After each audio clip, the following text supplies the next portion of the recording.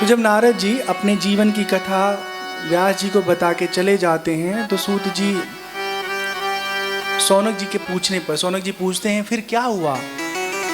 सूत जी कहते हैं ब्रह्म नदी सरस्वती के पश्चिम तट पर सम्याप्रास नामक एक आश्रम है। वहां पर ऋषियों के यज्ञ हमेशा चलते रहते हैं। वहीं व्यास जी का अपना आश्रम है। चारों तरफ बड़ा सुंदर सुरम्य प्रकृति है। अत्यंत मनोरम वहाँ का दृश्य है। उत्तम मास जो है भगवान के भजन के लिए सबसे अच्छा माना जाता है। महर्षि व्यास जी जो है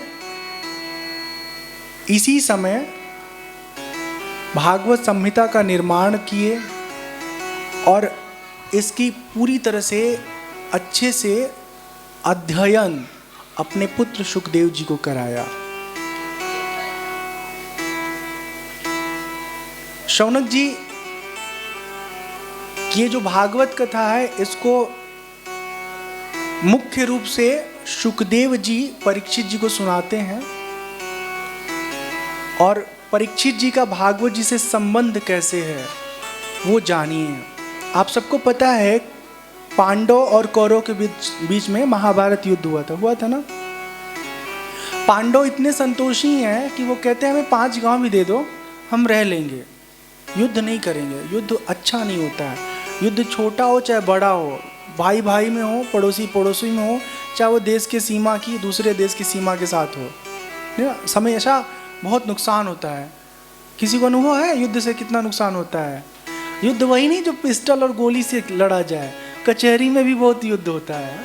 छोट छोट मामला में आदमी वकील के पीछे घूमते रहते हैं लोग, और जितनी की संपत्ति नहीं वही 2 फीट जमीन वाला मामला है। किसी ने दबा लिया है, किसी ने केस कर दिया है। अब ठीक ठाक घर बन रहा था उस पर स्टे लग गया, पूंजी फंस गई। हाँ बच्चा लोग शोर नहीं करिए। हाँ तो कौरव पांडव के बीच में युद्ध हुआ। पांडव को विजय प्राप्त हुआ, कौरव की हार हुई। हार होने के बाद भी कुछ ऐसे दुष्ट होते ना अपनी क्षमता को जान के भी दुस्साहस करना बंद नहीं करते। दुर्योधन का एक मित्र है अश्वत्थामा और ये गुरु द्रोणाचार्य के पुत्र हैं। तो दुर्योधन हार चुका है फिर भी अश्वत्थामा कहता है हार गए तो कोई बात नहीं, लेकिन अभी भी मैं तुम्हारे सामने एक ऐसा परिस्थिति पैदा करूंगा, उत्पन्न करूंगा जिसको देख करके तुम अत्यंत खुश हो जाओगे। तो एक दिन की बात है, अपने अपने बैरक में सब सोए थे पांडव। हमेशा ऐसे ही सोते थे। नीति बनाता है, रणनीति बनाता है ये अश्वत्थामा की सोते समय पांडवों का सर काट के लाके छल से दुर्योधन के सामने रख देंगे। पांडव जब रहेंगे ही नहीं तो भले जीत लिए हो युद्ध, राजा तो जो जिंदा रहेगा वही बनेगा ना। भगवान कृष्ण कन्हैया लाल को सब कुछ मालूम है, सब कुछ मालूम है। उस दिन अपने माया से वो क्या करते हैं, पांडवों को लेके घूमने चले जाते हैं और उनके आसन पे ना पांडव के 5 पुत्रों को सुला देते हैं। और छोटे छोटे बच्चे हैं। अश्वत्थामा आता है अंधेरी रात में और उनका गर्दन काट के लेके चला जाता है। अश्वत्थामा को भी नहीं पता है कि ये पांडव नहीं, ये पांडव के पुत्र हैं। मतलब जो पांडव पुत्र हैं उनके पुत्र हैं। तो पांडव पुत्र तो चले गए हैं भगवान कृष्ण के साथ, लेकिन उन 5 के जो पुत्र हैं उनका सर काट करके अश्वत्थामा एक पात्र में फिर वो दुर्योधन के सामने ले जाता है। जब दुर्योधन देखता है तो बहुत परेशान होता है, आश्चर्यचकित होता है कि ये क्या है। तो बोला खोल के देखो तो सही इसमें क्या है, खुश हो जाओगे।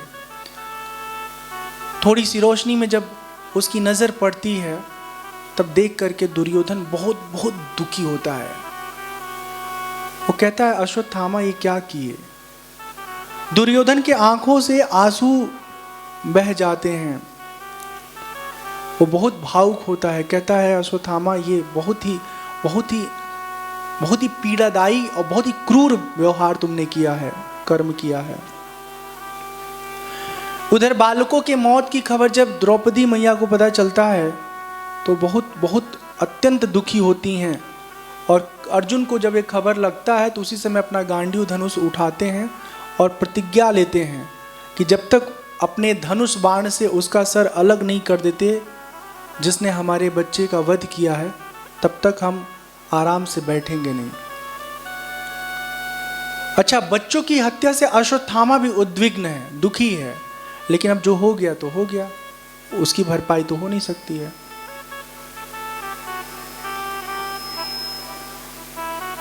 अर्जुन अश्वत्थामा को ढूंढने के लिए उसके पीछे पड़ते हैं और जब प्राप्त कर लेते हैं तो अश्वत्थामा अपना प्राण संकट में देखते हुए ब्रह्मास्त्र छोड़ देता है। ब्रह्मास्त्र मतलब एक ऐसा अस्त्र है जो स्थूल नहीं है, जैसे तलवार धनुष तो दिखाई देता है ना, हाथ में पकड़ सकते हैं। जो मंत्र के प्रभाव से अस्त्र होते हैं ना, वो दिखाई नहीं देते पर उसका असर बहुत होता है। उस ब्रह्मास्त्र को छोड़ तो दिया अश्वत्थामा, पर लौटाने की युक्ति उसको नहीं मालूम है, तरीका नहीं मालूम है। उसके प्रभाव से अर्जुन परेशान हो जाते हैं, भगवान श्री कृष्ण से कहते हैं, हे प्रभु आप ही हमें रास्ता बताइए, हम क्या करें। भगवान उन्हें बताते हैं कि हे अर्जुन, ब्रह्मास्त्र का संधान करो, क्योंकि ब्रह्मास्त्र से ही ब्रह्मास्त्र का प्रभाव खत्म होगा। अर्जुन ब्रह्मास्त्र का संधान करते हैं और फिर उस अश्वत्थामा के संधान के ब्रह्मास्त्र के प्रभाव से अर्जुन बच जाते हैं और झपट करके अश्वत्थामा को पकड़ लेते हैं।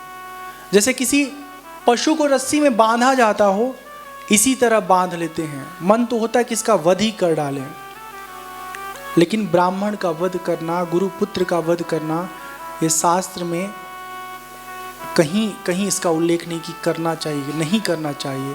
ब्राह्मण अधम से अधम हो फिर भी उसको मारना नहीं चाहिए।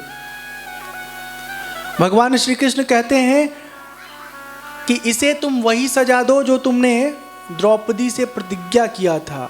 द्रौपदी से कहते जब तक इसका वध नहीं करेंगे तब तक हम तुम्हारे सामने नहीं आएंगे, इसका सिर उतार कर लाऊंगा तुम्हारे सामने।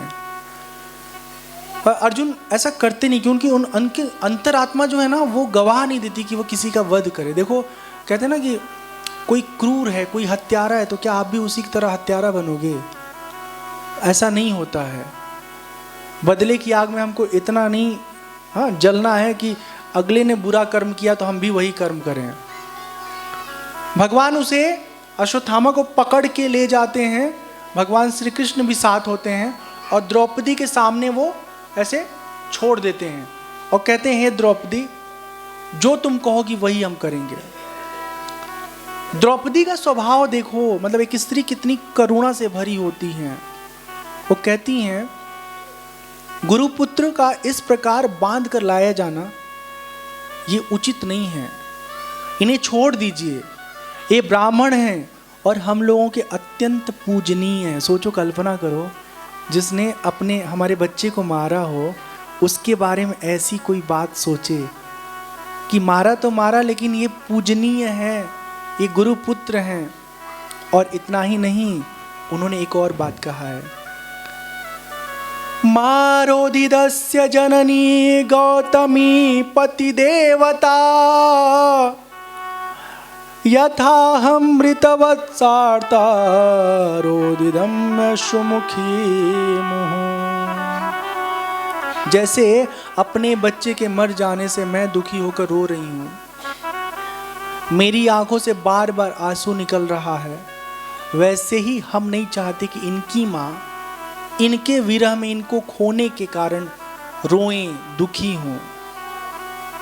पतिव्रता गौतमी इनकी वजह से दुखी होंगी, हम कभी नहीं चाहेंगे ऐसा हो। उस समय क्रोधित होकर भीमसेन जो है ना, भीम जो बड़े बलवान हैं, वो कहते हैं जिसने सोते हुए बच्चे को मार डाला हो उसका तो वध ही कर देना चाहिए। भगवान श्री कृष्ण कहते हैं पतित ब्राह्मण का वध नहीं करते हैं, मतलब बुरा से बुरा ब्राह्मण उसका वध नहीं करना चाहिए। और यहाँ पर ये भी कहते हैं भगवान कि अगर कोई आतताई हो, हत्यारा हो, क्रूर हो, तो उसको छोड़ना भी नहीं चाहिए। अर्जुन भगवान की बात को समझ जाते हैं। यहाँ पर कहा गया है कि ब्राह्मण को जान से मारना उसकी मृत्यु नहीं है, उसकी शिखा काट दी जाए।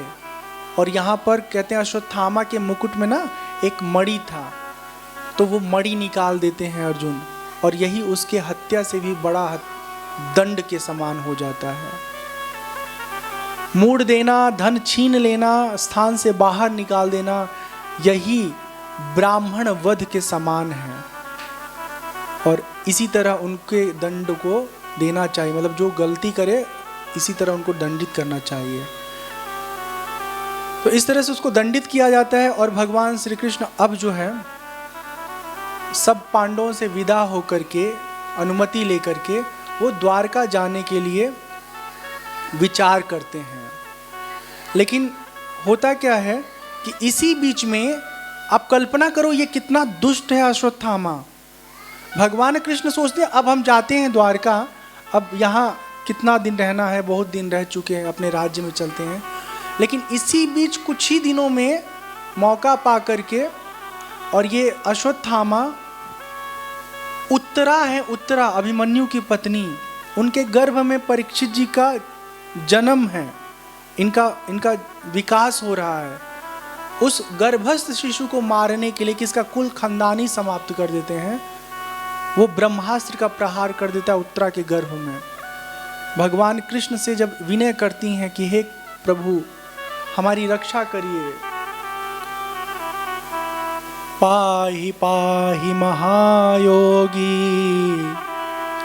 पाहि पाहि महायोगीन् देव देव जगत्पते, नान्यं त्वदभयं पश्ये यत्र मृत्युः परस्परम्।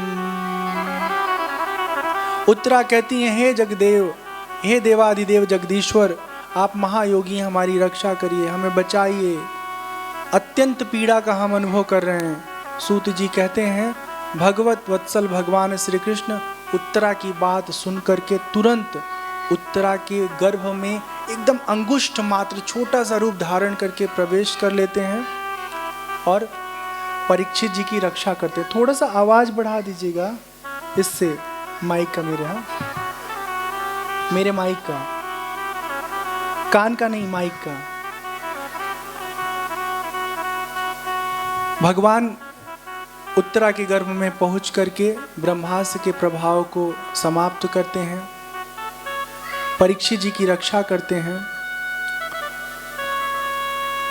नमः पंकजनाभाय नमः पंकजमालिने, नमः पंकजनेत्राय नमस्ते पंकजांघ्रे। जिनकी नाभि से ब्रह्मा जी का जन्म हुआ, जो अत्यंत सुंदर कमलों की माला धारण करते हैं, जिनके नेत्र कमल के समान सुंदर हैं, जिनके चरण कमलों में कमल का चिन्ह है, ऐसे कृष्ण को हमारा बारंबार प्रणाम है। ऐसे कुंती जी उनको प्रणाम करती हैं। अब भगवान परीक्षित जी की रक्षा कर लेते हैं, उसके बाद द्वारका जाने को विचार करते हैं। यहाँ पर एक बहुत सुंदर बात कही गई है।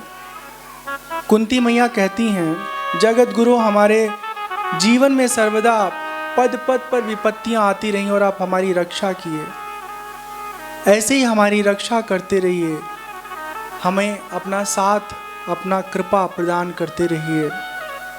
आप विश्व के आत्मा हैं, आप हमारे परिवार पर बड़ा अनुग्रह किए, जब जब हमारा परिवार कष्ट में रहा आपने हमारे परिवार की रक्षा की। हम आपको बारंबार प्रणाम करते हैं, आपको नमन करते हैं। युधिष्ठिर जो है ना राजा हैं, धर्म के बहुत अच्छे ज्ञानी हैं, धर्मज्ञ हैं, लेकिन इस समय बहुत विह्वल हैं। देखो एक बात जान लो, पांडव और कौरव में युद्ध हुआ है ना, बहुत लोगों की जानें गई हैं। कभी कभी जब कोई गलत करता हो तो उसको मारना पड़ता है, लेकिन जो सज्जन लोग होते हैं ना, मारने के बाद भी ऐसा खुश नहीं होते हैं, वो दुखी होते हैं।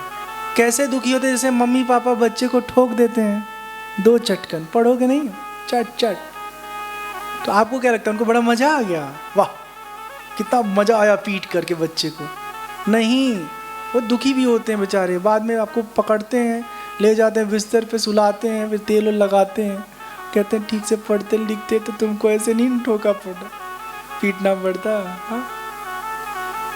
अच्छा, कौन कौन है जो अपने माता पिता के हाथ से मार खाया है यहाँ पे?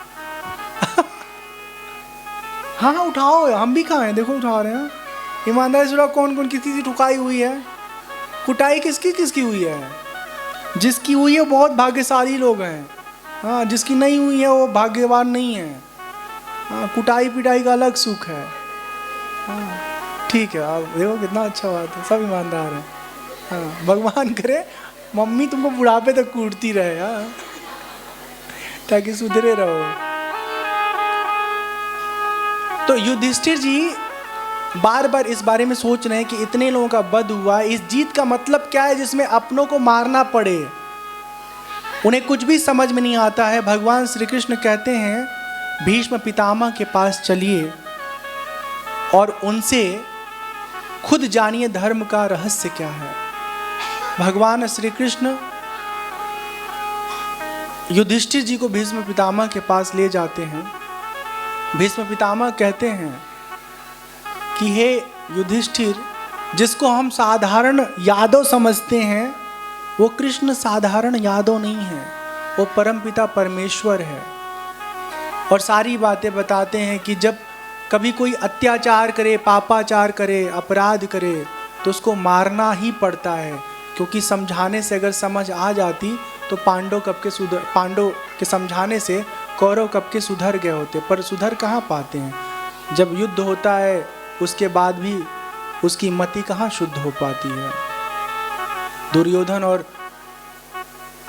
अश्वत्थामा का व्यवहार आप देखिए, हारने के बाद पांडवों के पुत्रों को मार करके बदला लेने की कोशिश में लगे हुए हैं। यहाँ पर जो भीष्म पितामह जी हैं भगवान से कहते हैं कि हे भगवान, हम चाहते थे कि आप हमारे सामने हों और आपके सामने हम अपने शरीर का त्याग करें। उत्तरायण का अत्यंत सुंदर समय होता है जब योगी लोग अपना प्राण त्यागते हैं। भगवान सामने हैं और भीष्म पितामह जी देखिए कितनी सुंदर बात कहते हैं। कहते हैं हे कृष्ण, जिस तरह से शरीर आपने हमको दिया था, जितना शुद्ध दिया था। आपका आवाज बाहर क्यों नहीं आ रहा आर्गन का स्पीकर में? थोड़ा सा बढ़ा के देखो। अब आया ना? आया? ठीक है। तो भीष्म पितामह जी कहते हैं कि हे भगवान, जिस तरह से आपने शुद्ध मन, शुद्ध जीवन, शुद्ध आत्मा हमको दिया था, ऐसे एकदम शुद्ध का शुद्ध हम आपके चरणों में समर्पित कर रहे हैं। आप समझिए जीवन की ये साधना है। हम जब बचपन में जन्म लेते हैं ना, छोटे छोटे 1-2 साल के बच्चे को देखे हो, 6 महीना 3 साल के बच्चे बहुत अच्छे होते हैं, सब कोई दोष नहीं होता, कोई उनके अंदर छल कपट नहीं होता। फिर जैसे जैसे बड़े होते हैं ना, सब छलिया हो जाते हैं, सब झूठे हो जाते हैं।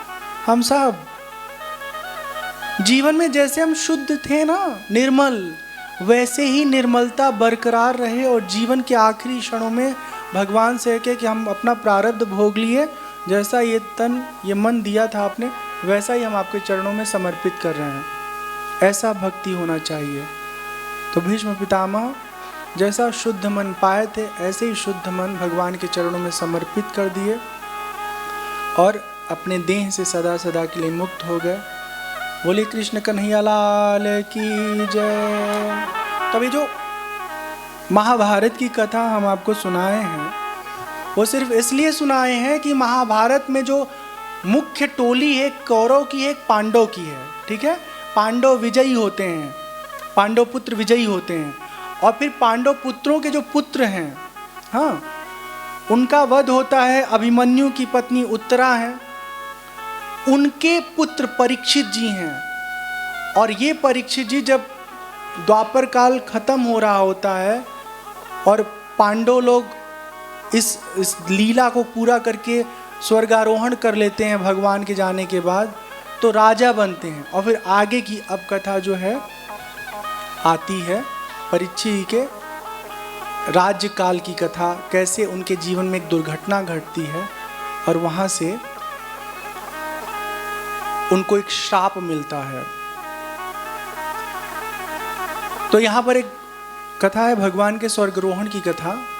भगवान अब अपने द्वारका चले जाते हैं और द्वारका में बहुत दिन जब हो जाता है तो युधिष्ठिर जी भेजते हैं अर्जुन को कि जा करके पता करो कैसे हैं भगवान। कुछ दिन वहाँ जाके अर्जुन बिताते हैं और फिर वहाँ से आ करके घर पहुँचते हैं। जब घर पहुँचते हैं तो दुखी अर्जुन को देख करके युधिष्ठिर जी पूछते हैं कि ऐसा कौन सा कार्य कर दिया जिसकी वजह से तुम दुखी हो। अर्जुन भावुक होकर के रो करके बताते हैं कि हे भैया, जो हमारे अत्यंत मित्र प्रिय सखा हैं वो हमको छोड़ के चले गए। अब हम अत्यंत अकेला अनुभव कर रहे हैं। भगवान के जाने का खबर जब सबको मालूम चलता है तो पांडव जो हैं वो परीक्षित जी को राजा बना करके और सब के सब लोग स्वर्गारोहण कर जाते हैं, मतलब अपने देह की लीला को पूरा कर लेते हैं। और फिर परीक्षित जी पूरे राज्य के सर्वे सर्वा एकमात्र राजा, राज्य का ठीक तरीके से संचालन करते हैं। पता है परीक्षित जी भगवान के बहुत अच्छे भक्त हैं। राजाओं का ना आपस में तो सीमा होता है। बलवान राजा कमजोर राजा को अपना गुलाम बना लेता है, ठीक है, उसके राज्य पर कब्जा कर करके उसको कर्मचारी बना देता है।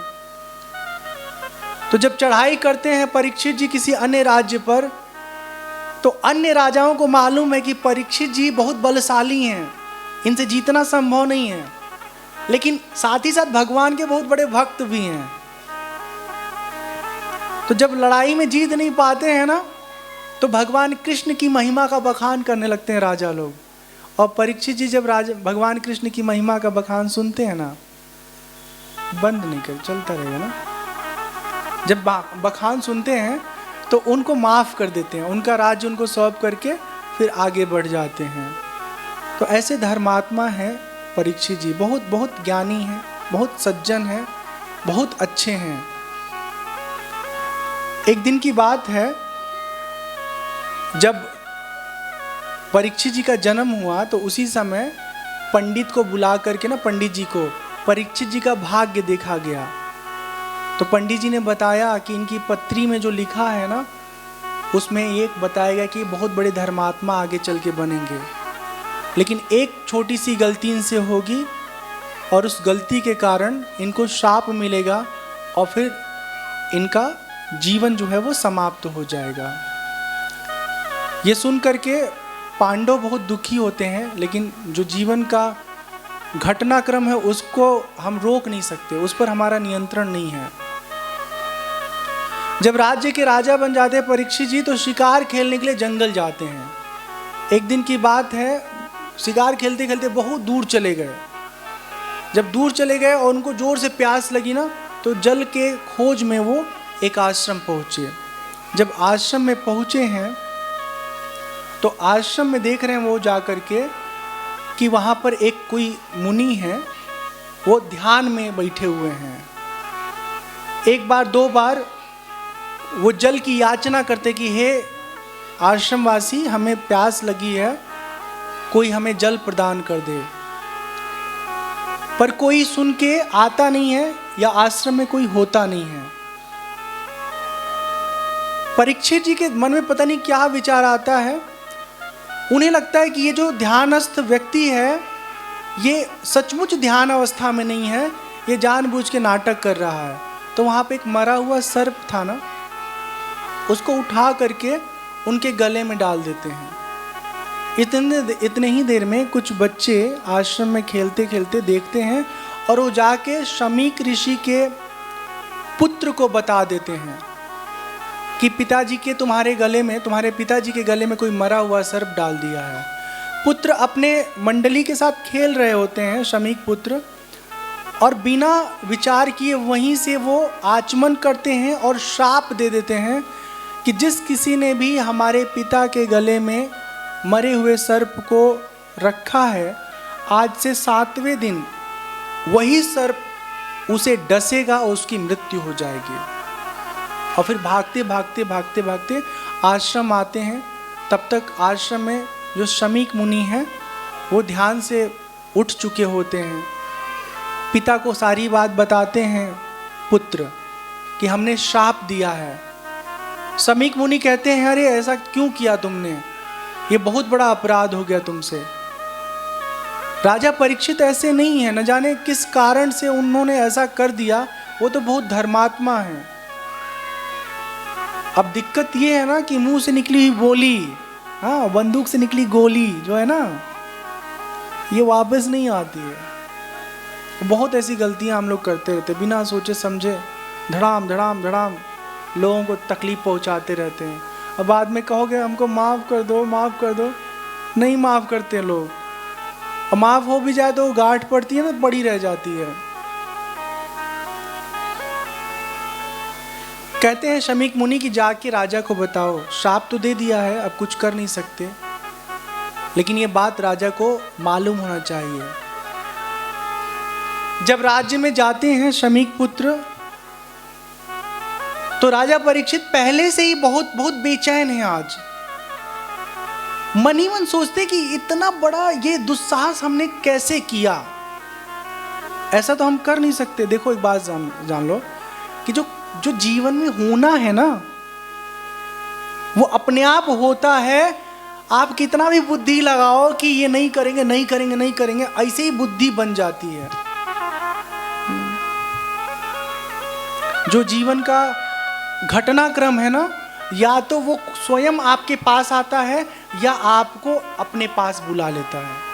हम जहाँ रहते हैं वहाँ एक बालक है, जिस कुटिया में रहते हैं उसके ऑनर लोग हैं। तो वो बच्चा पढ़ाई कर रहे थे और घर आना था उनको। तो आज उन्होंने प्लान किया कि घर जाना है। उनका दोस्त बोला कि घर तो हमको भी जाना है, तो कल मोटरसाइकिल से चलेंगे। और फिर क्या हुआ, रास्ते में उनका दुर्घटना में एक एक्सीडेंट हो गया। अच्छा खासा लड़का, बहुत अच्छा है, बहुत अच्छे हैं वो, लेकिन कमर के नीचे का ऐसा चोट लगा ना कि अभी तक चल नहीं पाते। ठीक है ना, छोटी छोटी घटनाएं आप देखोगे आपको दिखेंगी। तो जो होना है ना वो हो के रहता है, उस पर हमारा अख्तियार नहीं है, हमारा वश नहीं है। तो परीक्षित जी बहुत दुखी हैं।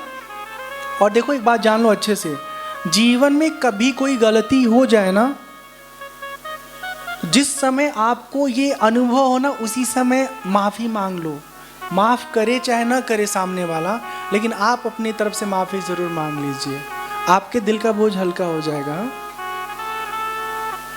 परीक्षित जी को सब कुछ मालूम चलता है। बालक बताते हैं मुनि कुमार, हाँ शमीक पुत्र, कि आज से 7वें दिन ये जो तक्षक हमारे पिताजी के गले में आप लपेटे थे, यही आपको काटेगा और आपकी मृत्यु हो जाएगी। जब ये बात सुनते हैं परीक्षित जी, तो उनको तनिक भी दुख नहीं होता है। उनको तनिक भी दुख नहीं होता है कि हमारी 7 दिन बाद मृत्यु हो जाएगी। केवल एक ही इस ब्रह्मांड के ऐसे साधक हैं, भक्त हैं, जिनको पहले से मालूम था कि 7 दिन बाद हमारी मृत्यु होगी। हम लोगों को क्या है मालूम है कब हमारी मृत्यु होनी है? ध्यान से सुनिए इधर, किसी को नहीं मालूम है कब कौन मरेगा। हाँ। अगर हमको मालूम चल जाए तो हम लोग क्या करेंगे? हम लोग खाता वही निकालना शुरू करेंगे, किसको दिए हैं उससे सब वापस रिकवरी ले लो। हाँ, अब कुछ चुरा करके सोनार के घर पे रख दिए हैं, दुकान में रख दिए हैं, इधर रख दिए उधर रख दिए हैं, इनको दिए उनको, सब हिसाब किताब लगाना शुरू करेंगे। परीक्षित जी को जब मालूम चलता है कि आज के 7वें दिन हमारी मृत्यु निश्चित है, तो वो सब कुछ छोड़ करके अपने पुत्र जन्मेजय को राजा बना करके, हाँ, और हरिद्वार के निकट आकर भगवान के भजन में अपना जीवन लगाना शुरू करते हैं।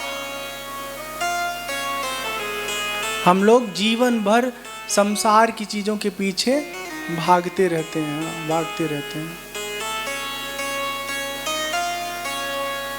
उसी बीच जब हरिद्वार के निकट परीक्षित जी पहुंचते हैं, बहुत ढेर सारे लोग वहां पर इकट्ठा होते हैं और भगवान की कृपा से इसी मध्य सुखदेव जी का आगमन होता है। बोलिए सुखदेव जी भगवान की जय, सुखदेव जी महाराज की जय। और फिर सुखदेव जी भागवत कथा परीक्षित जी को सुनाते हैं और आगे का कथा हम लोग विस्तार से सुनेंगे, पर उसके पहले हम लोग भजन सुन लेते हैं। चंचल मन नित राम जपा कर, चंचल मन नित राम जपा कर, पल पल छीन छीना घड़ी घड़ी निस दीना, पल पल छीना छीना घड़ी घड़ी निस दीना, राम जपा कर, राम जपा कर, चंचल मन नित राम जपा कर, चंचल मन नित राम जपा कर।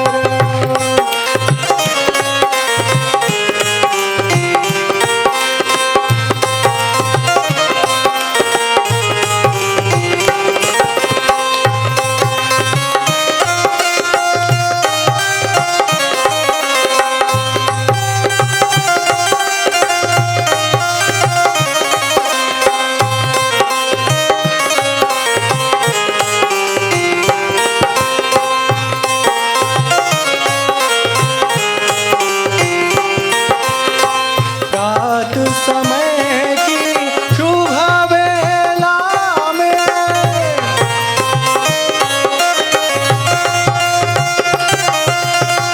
रात समय की शुभ वेला में, संध्या समय की पुलकित रजनी, रोम रोम से निकले तेरे राम जपा कर, राम जपा कर, चंचल मन नित राम जपा कर, चंचल मन नित राम जपा कर।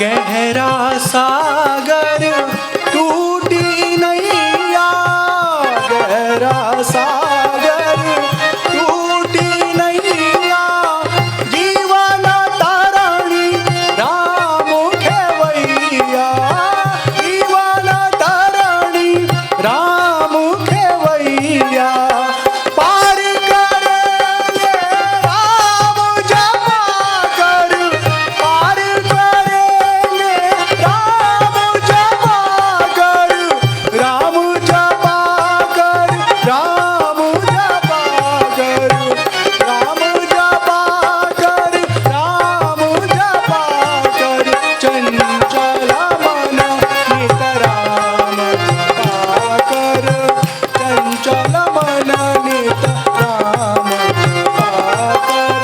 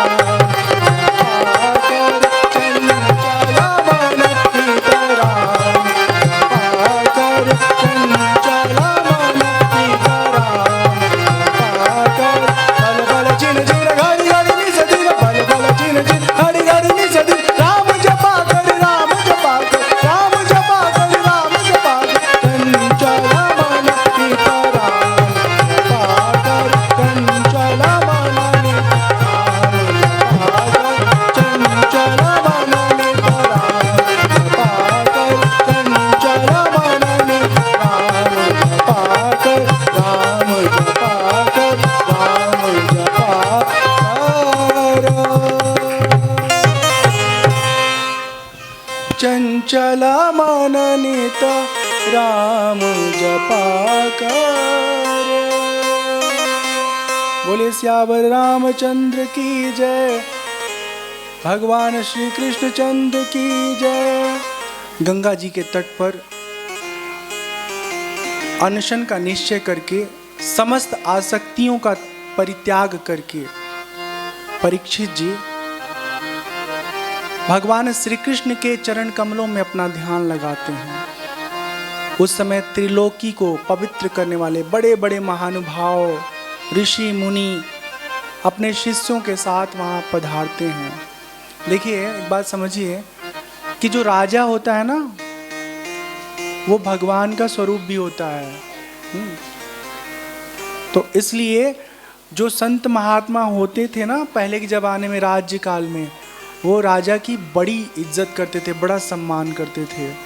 और जो राजा होते थे ना, वो भी प्रजा का देखभाल अपने संतान के समान करते थे।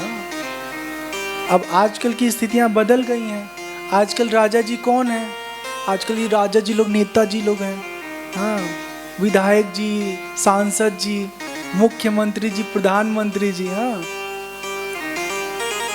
तो जनता के लिए अगर कुछ ये लोग करते हैं तो इन लोगों का कोशिश ये रहता है कि ये साबित कर दिया जाए कि हमने बड़ा उपकार किया जनता पे। एक अजीब सी बात है ना, कई बार ऐसा देखा जाता है, सुना जाता है कि हमने फ्री में ये दे दिया, फ्री में वो दे दिया।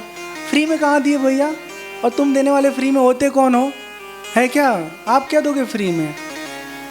फ्री में कभी कुछ नहीं मिलता है। ठीक है, ये राजधर्म का कर्तव्य है कि प्रजा को जिस चीज की आवश्यकता है उसका देखभाल, उसकी आवश्यकता की पूर्ति करे सरकार। और आपको बताऊं, हमारे देश में ना जो सबसे खराब स्थिति है ना, वो है शिक्षा की और चिकित्सकीय व्यवस्था की। चिकित्सकीय व्यवस्था तो आपको पता ही है, बहुत ही खराब है अपने देश में। हाँ, आदमी डरता है सरकारी अस्पताल में भर्ती होने से पहले कि जा रहे हैं तो सांस चल रहे, आएंगे तो बचेंगे कि नहीं बचेंगे। अब गरीब आदमी के पास ऑप्शन भी कुछ नहीं है। हाँ, बड़े हॉस्पिटल में जाओगे तो वो सब इतने बड़े चोरकट हैं कि आप उनका चले तो आपका कान का नथनी और नकबुल्ली सब जो है वही रखवा ले। हाँ, एक फिल्म आई थी कोई अक्षय कुमार की, पता ही किसी ने देखा कि नहीं देखा। वो सीन रहता है जिसमें अक्षय कुमार एक लाश को ना एडमिट कर देता है, याद है? और इतने दुष्ट हैं सब अस्पताल वाले कि फर्जी इलाज करते रहते हैं और बिल पकड़ा देते हैं। बाद में वो बहुत चतुराई से दाव खेला था फिल्म में, तो पूरा अस्पताल प्रशासन एकदम हार मान लेती है। तो अगर सरकार की व्यवस्थाएं ठीक होती ना तो आदमी लाचार नहीं होता। क्या करा जाए? कुछ दो ना दो, खाली दवाई, हॉस्पिटल और शिक्षा और बिजली, इतना आदमी को अगर अच्छा से मिल जाए ना। बिजली तो खैर फ्री हो ही गई है। किसके किस घर में वो नहीं आता, बिल नहीं आता? किसके किसके घर में नहीं आता? बस एक ही घर में। अरे सब वॉशिंग मशीन धड़ा धड़ा चलाते होंगे, धड़ा धुड़ुम। कहाँ से आएगा? फ्रिज है। हमारे मंदिर में बिल नहीं आ रहे 2-3 महीने से, 2-3 महीने से। हाँ,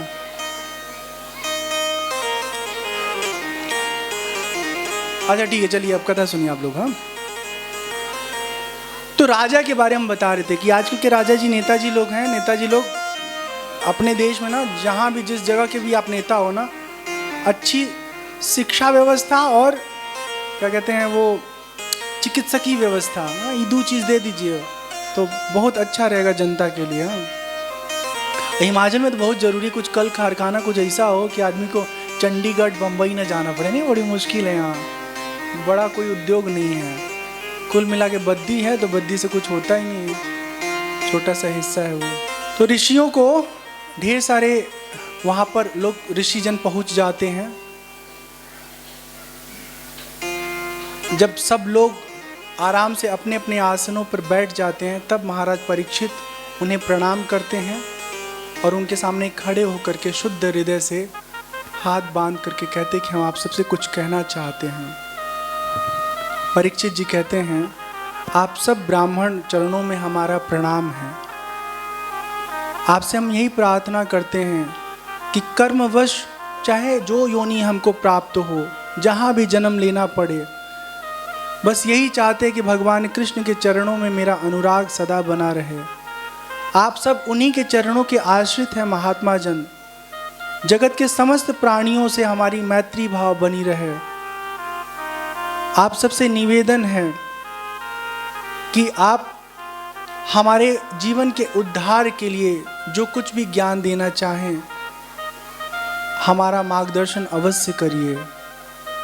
उसी समय पृथ्वी पर स्वेच्छा से विचरण करते हुए, स्वेच्छा मतलब किसी के कहने से, आदेश से जो न घूमे, जो अपने मन से घूमे, अपनी निज इच्छा से घूमते हुए व्यास नंदन भगवान सुखदेव जी महाराज वहाँ प्रकट होते हैं। बोलिए सुखदेव जी महाराज की जय। तो वर्ण आश्रम के चिन्ह से रहित हैं सुखदेव जी। उनको देख करके कोई तय नहीं कर सकता कि वो ब्रह्मचारी हैं, कि गृहस्थ हैं, कि वानप्रस्थी हैं, कि सन्यास हैं, पंडित हैं, कि क्षत्रिय हैं। हाँ, ऐसा कुछ नहीं अंदाजा लगाया जा सकता। अवधूत का वेश है सुखदेव जी का, 16 वर्ष की आयु है और एकदम सुंदर, सात्विक, अत्यंत मनोहर, आकर्षक उनका व्यक्तित्व है। राजा परीक्षित उठ करके उनका आदर सम्मान करते हैं, हाथ जोड़ करके नमस्कार करते हैं और मधुर वाणी में उनसे पूछते हैं कि आप योगियों में परम गुरु हैं, आप योगियों के परम गुरु हैं, इसलिए आपसे हम निवेदन करते हैं परम सिद्धि के स्वरूप और साधन के संबंध में, जो आत्म कल्याण के साधन हैं, उसके संबंध में हम आपसे जानना चाहते कि हे गुरुवर, जो पुरुष सर्वथा मरणासन्न है, मतलब मृत्यु उसकी आने वाली है, उसको क्या करना चाहिए भगवान? साथ ही साथ यह भी बतलाइए कि मनुष्य को क्या करना चाहिए, किसका श्रवण करना चाहिए, किसका जप करना चाहिए, किसका स्मरण करना चाहिए, किसका भजन करना चाहिए और किसका त्याग करना चाहिए। तो ध्यान से सुनिएगा, यहाँ पर बताए हैं, पूछे, सवाल किए हैं परीक्षित जी महाराज कि जो व्यक्ति मरने वाला है उसको क्या करना चाहिए, और दूसरी बात कि मनुष्य को अपने जीवन में क्या करना चाहिए। सामान्य मनुष्य की बात कर रहे हैं जिसका जीवन है लंबा, किन चीज़ों का श्रवण करना चाहिए, किसका जप करना चाहिए, किसका स्मरण करना चाहिए और किसका भजन करना चाहिए और किसका त्याग करना चाहिए। तो इस प्रश्न के साथ प्रथम स्कंध पूरा होता है और अब द्वितीय स्कंध में हम लोग प्रवेश करेंगे।